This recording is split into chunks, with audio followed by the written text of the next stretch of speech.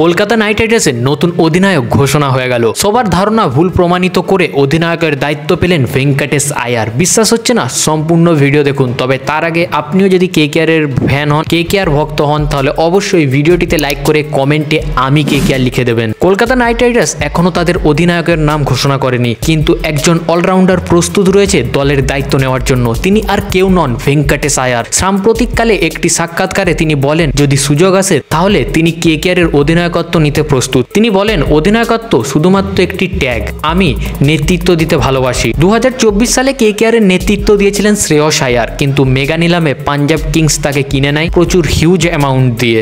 এখন প্রশ্ন উঠেছে কেকেআর এর নতুন অধিনায়ক কে হবেন? ভেঙ্কটেশ আয়ার নিজেই বলেছেন আমি অবশ্যই নেতৃত্ব দিতে চাই যদি সুযোগ আসে। তিনি মনে করেন অধিনায়ক হওয়ার জন্য শুধু তকমা লাগার দরকার নেই। তিনি আরও বলেন আমি মধ্যপ্রদেশ দলের অধিনায়ক নয়, কিন্তু আমার মতামতকে সবাই সম্মান করে। তাছাড়া কেকেআর এর সঙ্গে তার সম্পর্ক দীর্ঘদিনের। 2021 সাল থেকে তিনি কেকেআর দলের সাথে রয়েছেন এবং 51টি ম্যাচে 1326 রান করেছেন। গতবার কেকেআর তাকে রিলিজ করে দিয়েছিল, কিন্তু নিলামে তারা ভেঙ্কটেশ আয়ারের মতো প্লেয়ারকে 23.75 কোটি টাকার মতো একটা হিউজ অ্যামাউন্ট দিয়ে তারা তাদের দল এনেছে। এত বড় মূল্যে কেনার পর কেকেআর কি তাকে অধিনায়ক করার কথা ভাবছে? এখনো কিছু নিশ্চিত হয়নি, তবে যতটা খবর পাওয়া যাচ্ছে কেকেআর এর নতুন অধিনায়ক ভেঙ্কটেশ আয়ারই হতে চলেছে।